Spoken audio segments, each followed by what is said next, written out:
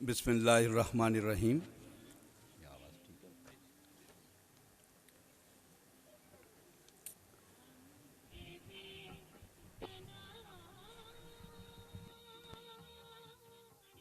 बहुत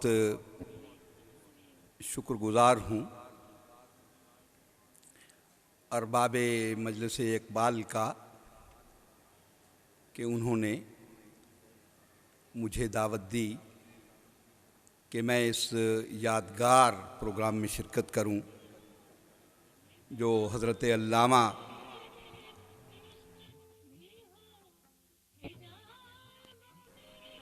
और उनके 79वें यौम वफ़ात की मुनासिबत से यहाँ पेश किया जा रहा है। अभी ज़िक्र कर रहे थे जनाब नियाज़ी साहब, मोहम्मद ख़ान नियाज़ी साहब कह रहे थे कि हम तो सहरा के वासी हैं और सहरा में एक वक्त ऐसा भी आता है साल में कि रंग रंग के परिंदे आते हैं मुहाजरत करके। एक परिंदा लाहौर से हिजरत करके यहाँ आया है आपकी खिदमत में। अगरचे मैं वो खूबसूरत परिंदा तो नहीं हूँ, लेकिन बहरहाल इस बात की दाद देता हूँ कि आज मुझे भी यहाँ इस सहराई ज़मीन में आने का मौका मिला है। और आपको याद होगा ख़वातीन व हज़रात कि हज़रत अल्लामा ने फरमाया है कि फ़ितरत के मकासद की करता है निगहबानी, या बंदा सहराई या मर्द कोहिस्तानी। तो बंदा सहराई का बड़ा मकाम है इकबाल के नज़दीक। और चूँकि मुझे अब बंदा सहराई के हवाले से ज़्यादा बात नहीं करना, बल्कि मेरा मौजू ये है कि मैं ये देखूं कि हज़रत अल्लामा ने इस मुल्क की जिसका ख्वाब देखा उन्होंने 1907 में, और फिर शज़रात फ़िक्र इकबाल में 1910 में एक बात कही, और फिर इलाहाबाद में एक खुतबा दिया। ये वही इलाहाबाद है ख़वातीन व हज़रात जहाँ उनके बुज़ुर्ग दोस्त अकबर इलाहाबादी रहते थे। और आपको याद होगा कि हज़रत अल्लामा आमों के बड़े शाइक थे। चुनांचे एक मौके पे अकबर इलाहाबादी ने वहाँ से उन्हें लंगड़े आमों का तोहफ़ा भेजा। तो उस तोहफे की रसीद उन्होंने इस तरह दी, और बड़ी दिलचस्प है कि असर ये तेरे एजाज़े मसीहाई का है अकबर, असर ये तेरे एजाज़े मसीहाई का है अकबर, इलाहाबाद से लंगड़ा चला लाहौर तक पहुंचा। तो 1930 में खुतबा दिया, और वो खुतबा जो है खुद इकबाल की तकारीर में एक ऐसा फूल है जो टोकरी का सबसे ऊंचा और खुशबूदार फूल है। मैं 1907 की बात इसलिए कर रहा हूँ कि 1907 में इकबाल ने, जिस ज़माने में वो अभी यूरोप में थे, तहसील इल्म के लिए गए हुए थे, तो उस मौके पे उन्होंने एक गज़ल लिखी, गज़ल नुमा नज़्म कहना चाहिए, जिसका मतलब ये है कि ज़माना आया है बेहिजाबी का, आम दीदार यार होगा, सुकूत है पर्दादार जिसका, वो राज अब आश्कार होगा। उसी में दो शेर निहायत करीदी हैं और उनको ज़रूर पेश नज़र रखना चाहिए। और वो शेर ये हैं कि निकल के सहरा से जिसने रोमा की सल्तनत को उलट दिया था, सुना है ये कुर्सियों से मैंने, वो शेर फिर होशियार होगा, और सफ़ीना-ए बरगे गुल बना लेगा काफ़िला मोरे नातवा का। सफ़ीना-ए बरगे गुल बना लेगा काफ़िला मोरे नातवा का, हज़ार मौजों की हो कशाकश मगर ये दरिया के पार होगा। ये 1907 में पेश गोई कर रहा है।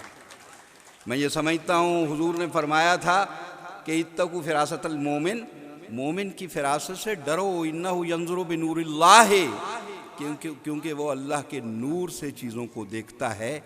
इकबाल मोमिन थे और अल्लाह के नूर से 1907 में वो मुशाहिदा कर रहे थे, जो 40 बरस बाद एक मोजज़े की सूरत में ज़हूर में आया और जिसे हम ममलकत खुदादाद पाकिस्तान का नाम देते हैं। फिर 1910 में मैं गुजारिश करूंगा, हो सकता है मेरी गुफ्तगू थोड़ी सी लंबी हो जाए, लेकिन ये मौका बार बार नहीं आता। इकबाल को हम याद कर रहे हैं, इकबाल इस मिल्लत का मोहसिन है, इसलिए मेरी दरख्वास्त है कि अगर मैं थोड़ी सी तवालत इख्तियार कर लूँ तो अज़र करम मुझे दरमियान में टोका ना जाए। मैं कुछ दिल की बातें करना चाहता हूँ पाकिस्तान के हवाले से और हज़रत अल्लामा इकबाल की फ़िक्र की रोशनी में। 1910 में आपको याद होगा कि उस ज़माने में वो एक डायरी रख रहे थे, जो मुनीब साहब यहाँ तशरीफ़ फरमा हैं। मेरी बड़ी न्याज़मंदी थी डॉक्टर जावेद इकबाल साहब के साथ, और मैं अपने आप को खुशकिस्मत समझता हूँ कि मैं उनकी सोबत में बैठा हूँ और उनसे फैज़ हासिल किया।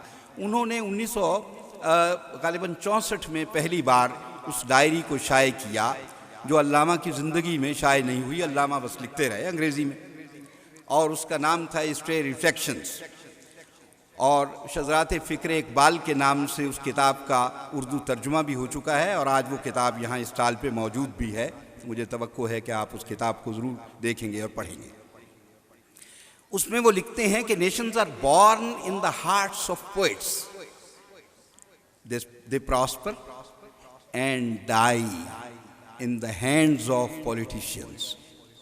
कौमें शायरों के दिल में पैदा होती हैं और तरक्की करती है, आगे बढ़ती है, अफजाइश हासिल करती है, और फिर सियासतदानों की कोहता नज़री के नतीजे में अपने आप को ज़ाय कर देती, मर जाती।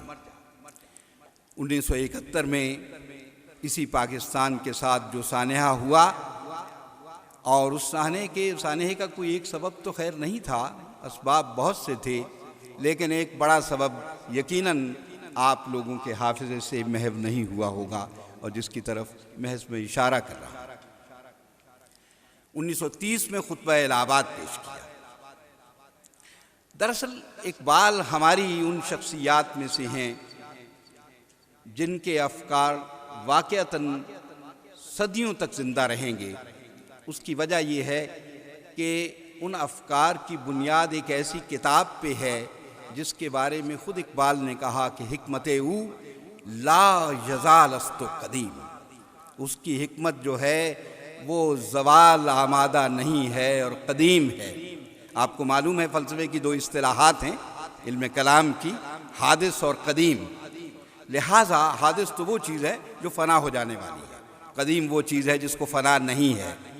लिहाजा चूँकि इसकी बुनियाद कुरान हकीम की तालीमात पर रखी गई, लिहाजा इकबाल ने एक ऐसे सरचश्मे से फैज़ हासिल किया है जिसके नतीजे में उसका कलाम और उसका पैगाम और उसकी तकारीर और उसकी सारी इल्मी और अदबी काविशें हमेशा ज़िंदा रहेंगी, और हम उन काविशों से फैज़ हासिल करते रहेंगे। इकबाल ने एक जगह लिखा है कि बदस्ते मन हमा देरीना चंग अस्त, मेरे हाथों में वही पुराना साज है।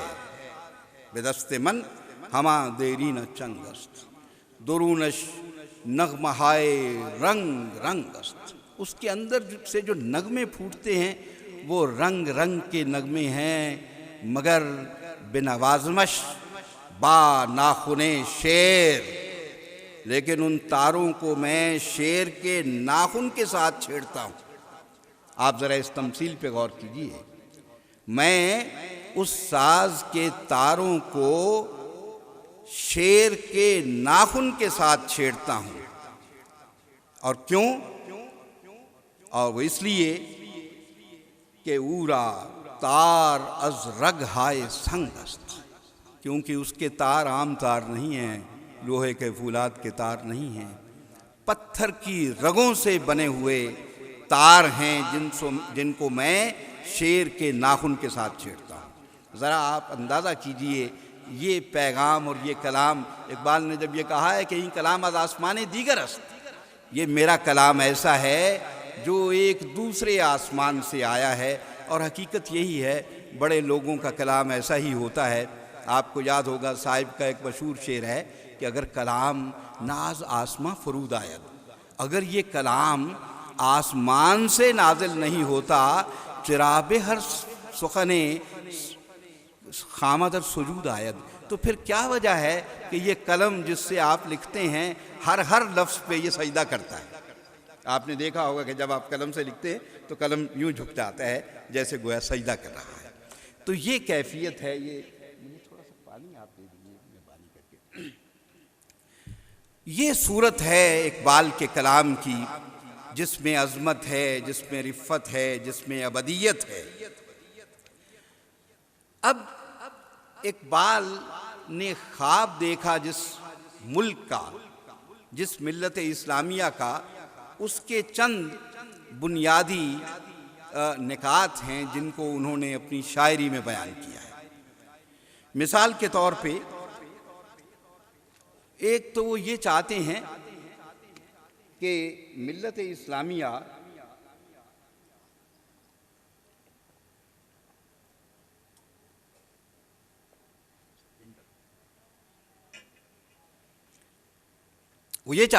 मिल्लत इस्लामिया की मंडली में जो कायम होने वाला एक मुल्क है उसके खद्दोखाल क्या होंगे।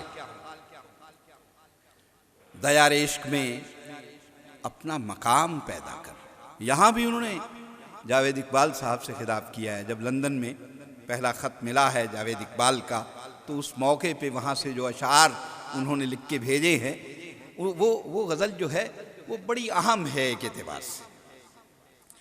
और उसमें कुछ ऐसे नुक्ते बयान किए हैं जो कौमों की तामीर के लिए नहायत ज़रूरी है।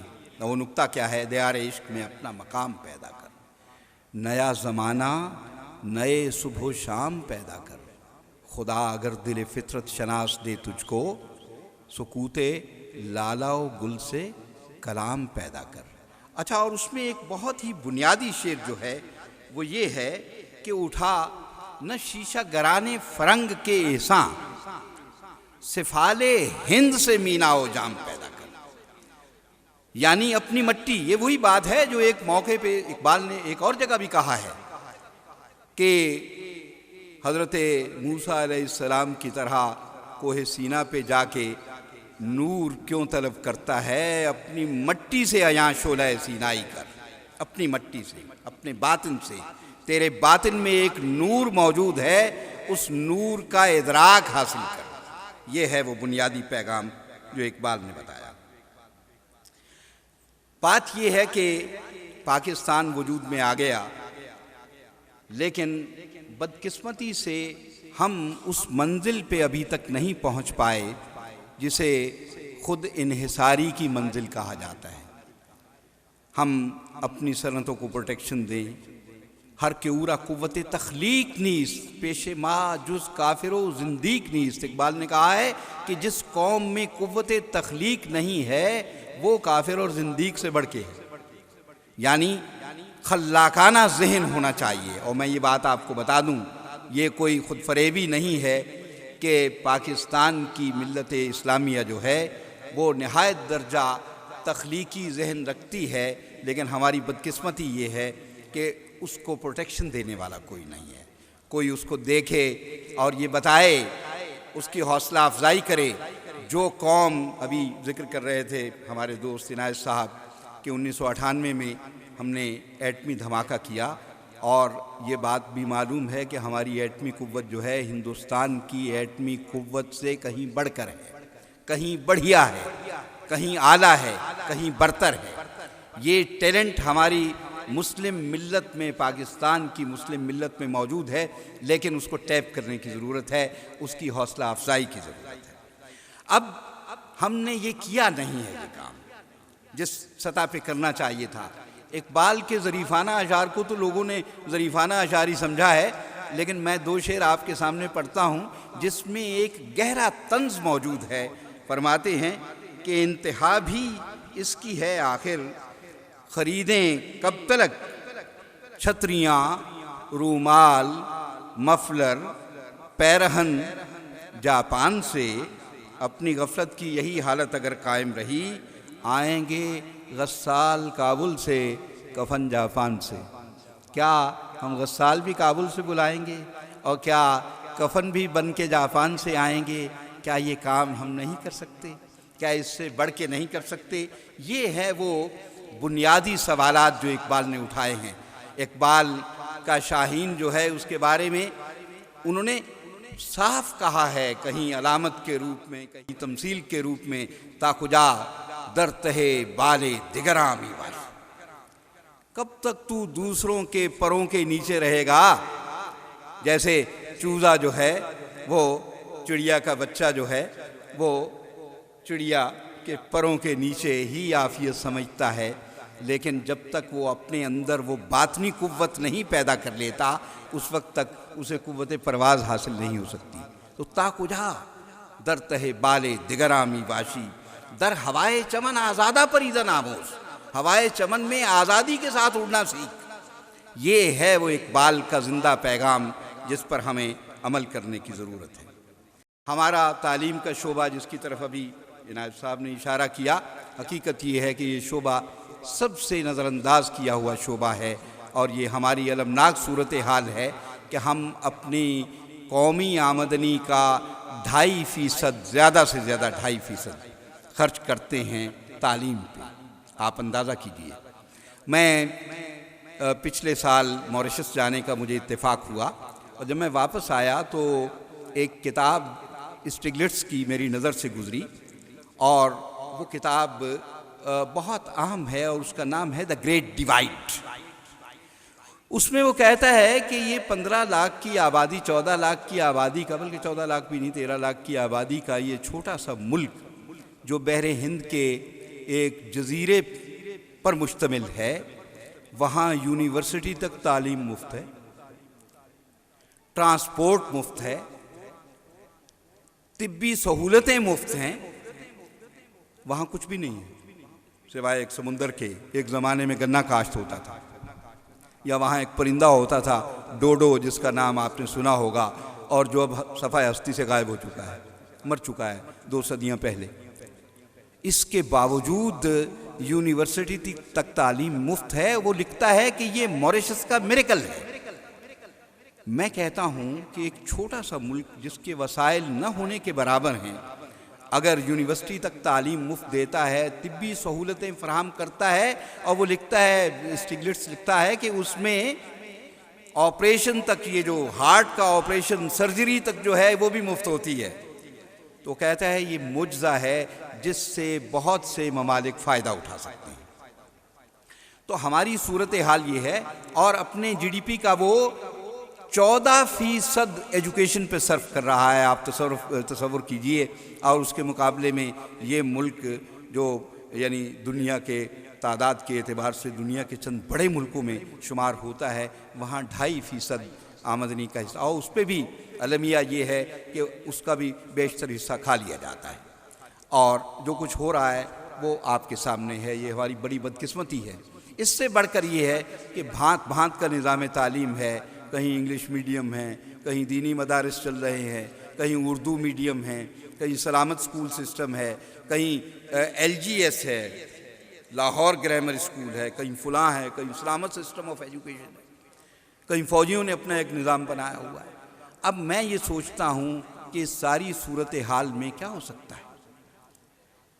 और सबसे बड़ा सितम ये हुआ कि 17वीं तरमीम के बाद तालीम का शोबा सूबों के सुपुर्द कर दिया गया।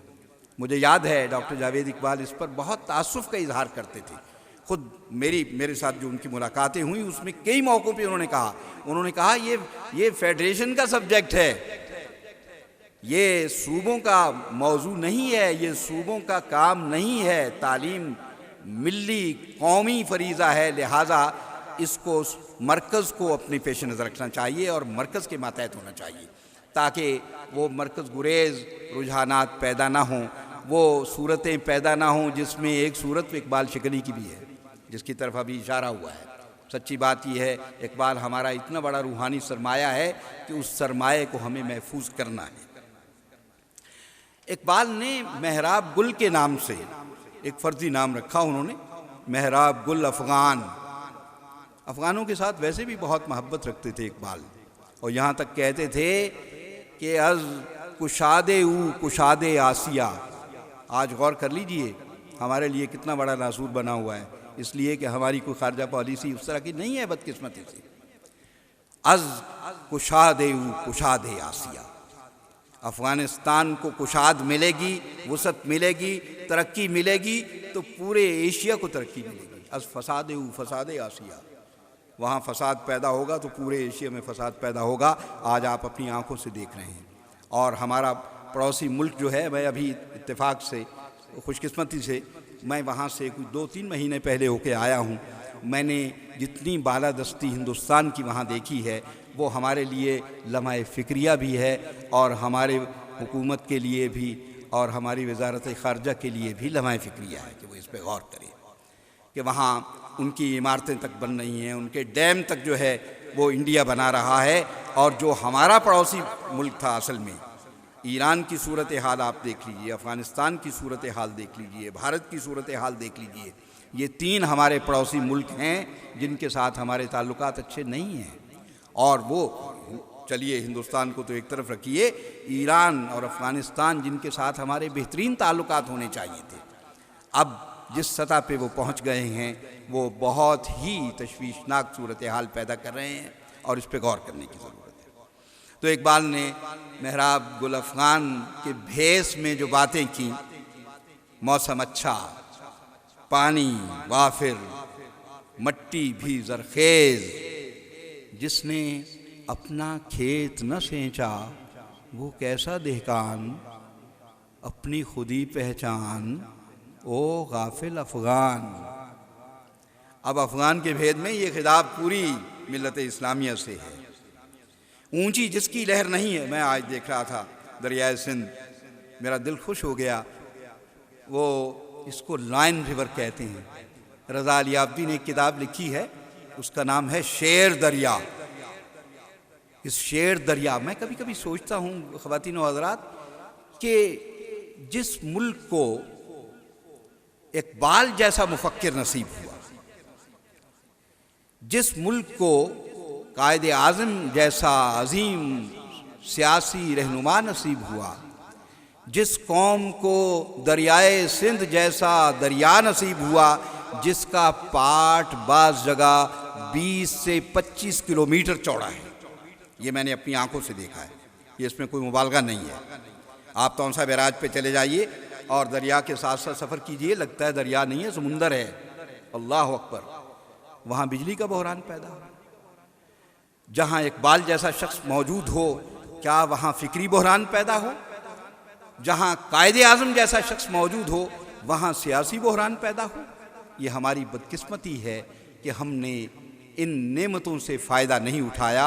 अब भी वक्त है कि हम इन नेमतों से फ़ायदा उठाएं, वरना वो वक्त दूर नहीं है जब आपका पड़ोसी पूरी कोशिश में लगा हुआ है, टनल्स पे टनल्स बना रहा है, आपके दरियाओं का रुख मोड़ रहा है।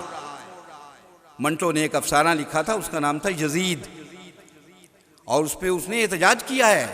मंटो जो बज़ाहिर तो एक अफसाना निगार था, लेकिन उसने यजीद जैसा अफसाना भी लिखा है जिसमें उसने कहा है कि हाँ, ये भी जो यजीद ने काम किया था वही, उसने भी पानी बंद किया था, ये भी पानी बंद कर रहा है हमारा। उस पर गौर करने की ज़रूरत है।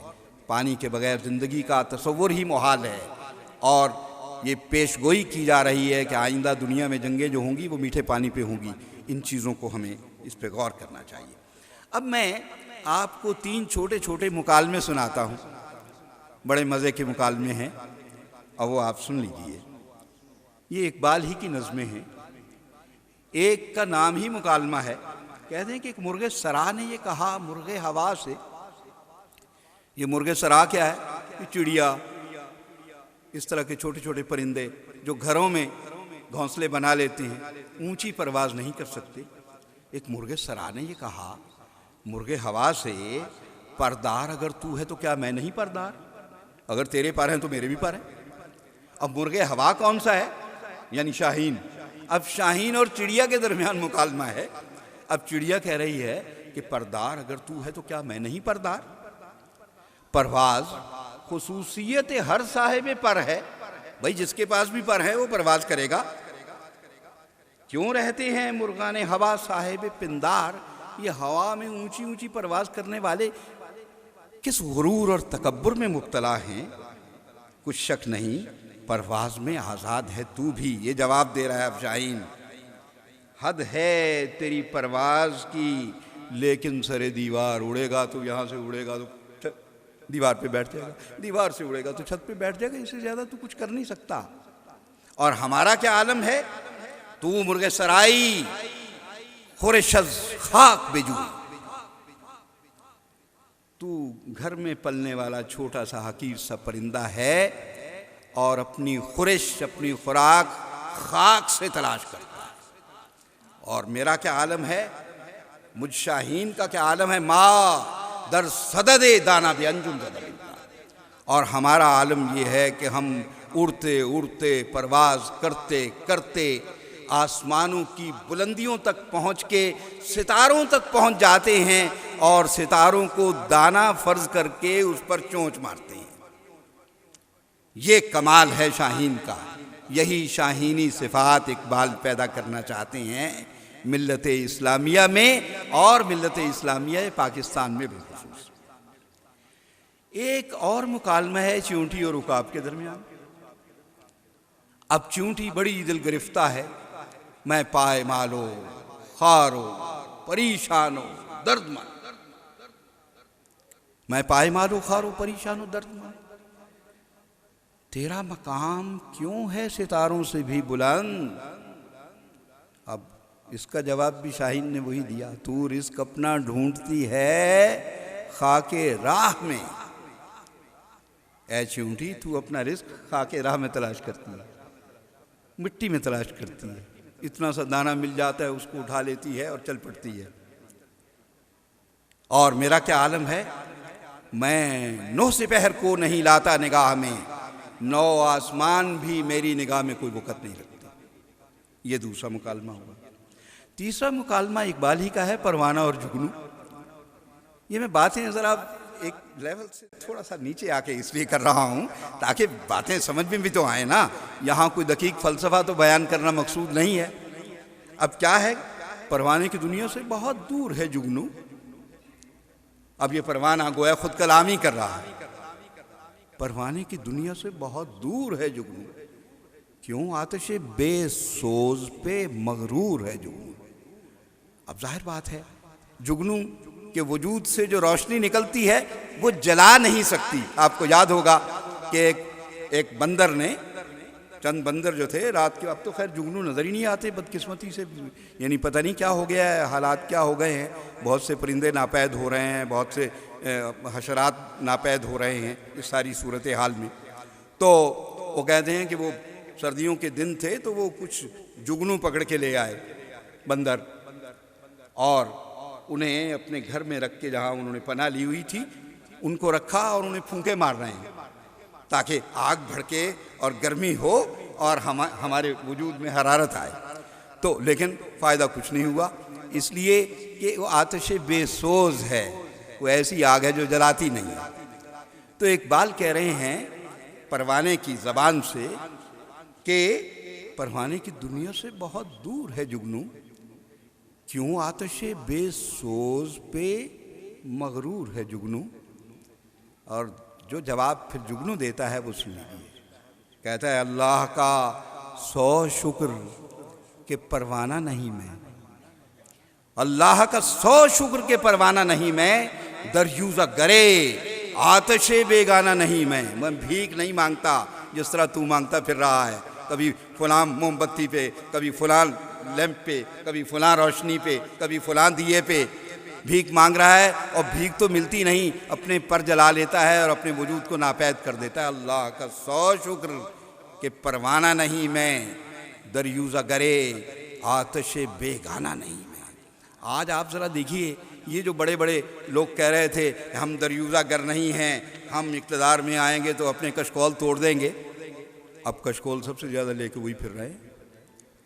ये IMF, ये वर्ल्ड बैंक, ये कातिल हैं नौ इंसानी के बहैसियत मजमूई, और जिस तरह की सूरत हाल पैदा कर रहे हैं उसे नहायत दर्जा अफसोसनाक कहा जा सकता है।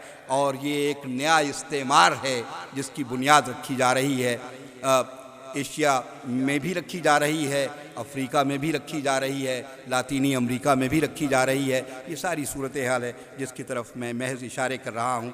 और बस मेरी बातें अब थोड़ी सी रह गई हैं। मैं 2 बातें और करना चाहता हूँ और उसके बाद आपसे इजाज़त चाहूँगा। एक बात तो ये, इकबाल ने, मैंने कहा कि 1907 में तो उन्होंने वो नज़्म लिखी, 1909 में उन्होंने एक आर्टिकल लिखा, Islam as a moral and political ideal. मैं उसकी इबारत आपको सुना दूं। फरमाते हैं, और मुनीब इकबाल साहब की ख़ास तौर पे तवज्जो चाहूँगा मैं। इकबाल फरमाते हैं, is the organic unity of Islam intact in this land.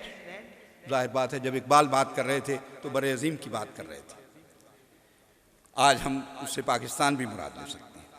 Religious adventurers have set up different sects and fraternities ever quarrelling with one another. Islam is one and indivisible. It brooks no distinction in it. There are no Wahhabis, Shias or Sunnis in Islam. ये 1909 में कह रहा है ये शख्स, 1909 में कह रहा है ये शख्स। आप ज़रा तसव्वुर कीजिए। और 108 साल, 108 बरस पहले वो शख्स कह रहा है, देर आर नो वहाबीज, शियाज और सुन्नीज इन इस्लाम। और अगला जुमला सुनिए, ये एक हकीम कह सकता है। और वाकई मैं तो ये कभी कभी समझता हूँ, इकबाल 1909 में भी हकीमुल उम्मत ही थे, यकीन फरमाइए। अगरचे उस वक्त तक उन्हें हकीमुल उम्मत कहा नहीं गया था, लेकिन वो हकीमुल उम्मत थे। फरमाते हैं, fight not for the interpretations of the truth when the truth itself is in danger. जब सदाकत और सच्चाई खुद खतरे में हो तो सच्चाई की तावीलों पर झगड़े नहीं करने चाहिए, जो हम कर रहे हैं इस वक्त। पूरी मिल्लत इस्लामिया की जो हालत है और ख़ुद पाकिस्तान की, वो आपके सामने है। 2 इसी मजमून के 3 जुमले और सुनाता हूँ, छोटे छोटे जुमले हैं। A living nation is living because it never forgets it's dead.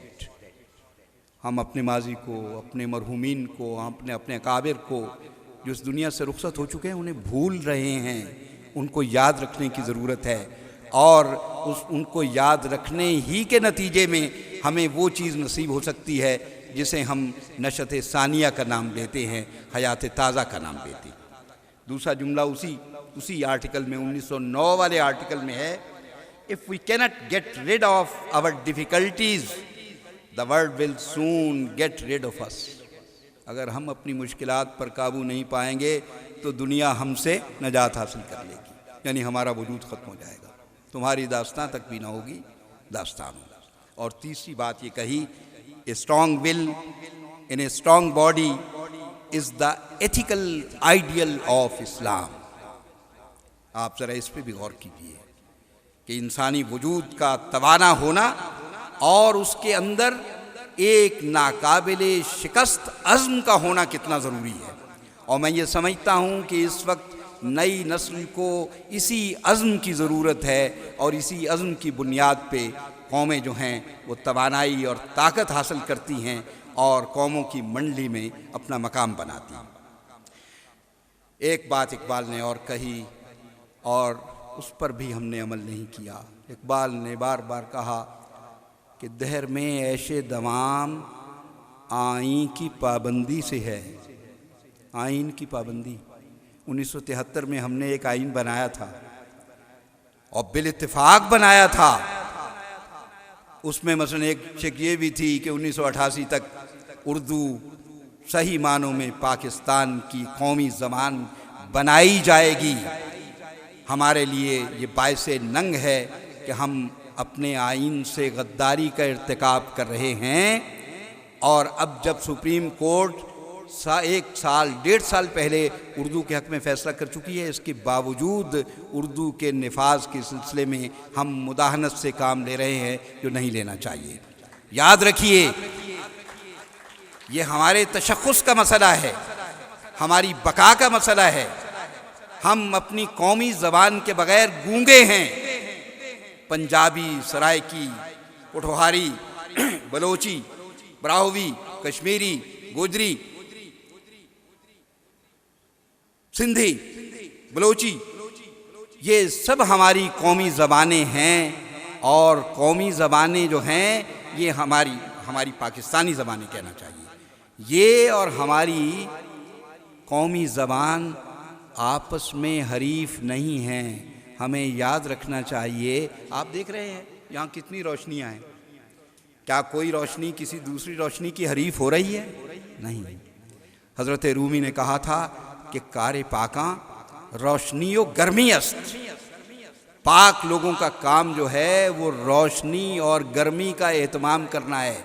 जैसे ये न्यूक्लियर पावर प्लांट जो है हमारे लिए रोशनी का एहतमाम कर रहा है, अल्हम्दुलिल्लाह, ये नूर फैला रहा है, ये एक नेकी है, खैर है, और मैं काबिल मुबारकबाद समझता हूँ इन लोगों को जो ये काम कर रहे हैं ईमानदारी के साथ, मेहनत के साथ। और मुझे जो इत्तला मिली है कि अभी चौथा यूनिट जो है वो भी इंशाल्लाह अगले 2-3 महीनों में ऑपरेटिव हो जाएगा, और उससे इकट्ठी ग़ालिबन कोई 1100-1200 मेगावाट बिजली पैदा होगी। ये बहुत बड़ी अचीवमेंट होगी इंशाल्लाह हमारी। तो ये कारे पाका रोशनी और गर्मी अस्त, ये रूमी ने कहा। तो ये काम जो आप कर रहे हैं ये तो पाक लोगों का काम है जो आप कर रहे हैं। अल्लाह आपको तक़वियत दे इसमें, आपको इस्तिकामत दे इसमें। इससे हमारी बका वाबस्ता है, हमारी सनतें वाबस्ता हैं, इससे मुल्क की सनती तरक्की वाबस्ता है। लिहाजा इकबाल ने कहा कि मेरी लिसानी असबियत मेरी सियासी असबियत से किसी तरह कम नहीं है। और लिसानी असबियत क्या है? उर्दू, उर्दू, उर्दू, जिसका वो विरद करते रहे और जिसको हमने नज़रअंदाज कर दिया है। मैं 2-3 शेर पढ़ के आपसे इजाज़त चाहूँगा, क्योंकि मेरी जो बातें मुझे करनी थी इख्तिसार के साथ, पता नहीं इख्तिसार है या तवील हो गया मेरी गुफ्तगू, मुझे नहीं मालूम। इकबाल कहते हैं कि कलंदरेमो किरामात मा जहाँ बीनीस, मैं कलंदर हूँ, इकबाल ने फरमाया, और किरामत मा जहाँ बीनीस, हमारी किरामत है कि हम जहाँ भी हैं, सिर्फ एक नुक्ते पे, एक जुग्राफियाई हद पे अपनी निगाह मुर्तकिज़ नहीं करते, पूरी दुनिया हमारी निगाह में है। ज़मा निगाह तलब कीमिया चमी जुई, मुझसे मांगना है, हमसे मांगना है तो निगाह मांगो, वो बसीरत मांगो जो मेरे पास है। कीमिया की तलाश में न रहो, क्योंकि कीमिया बनाने वाला कभी कामयाब नहीं हुआ। जब 6 आंचें दिखा लेता है तो कहता है कि हाँ 1 आंच की कसर रह गई है, अफसोस ये झूठी धात जो थी ये सोना नहीं बन सकी। नहीं नहीं नहीं, कीमिया की तलाश में न रहो, हमारी निगाह ले लो, हमारी बसीरत ले लो, ये तुम्हारे अंदर एक इनकलाब बर्पा कर देगी, एक ऐसा रूहानी इनकलाब जिसके नतीजे में तुम तस्खीर कायनात पर बिल्कुल फायज़ हो जाओगे और तुम्हें ये कुव्वत मिल जाएगी कि तुम ये सारा काम कर सको।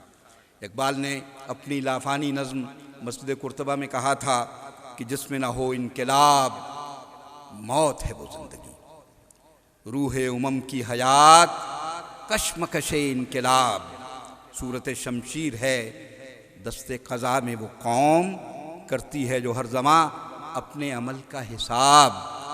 आपको याद होगा जोश का एक शेर है कि काम है मेरा तग़य्युर, नाम है मेरा शबाब, मेरा नारा इनकलाबो इनकलाबो इनकलाब। मैं इस शेर में तसर्रुफ़ करता हूँ और एक नारा लगाता हूं और मुझे तवक्को है आप भी मेरे साथ ये नारा लगाएंगे। मेरा नारा एहतिसाबो एहतिसाबो एहतिसाब। बहुत शुक्रिया।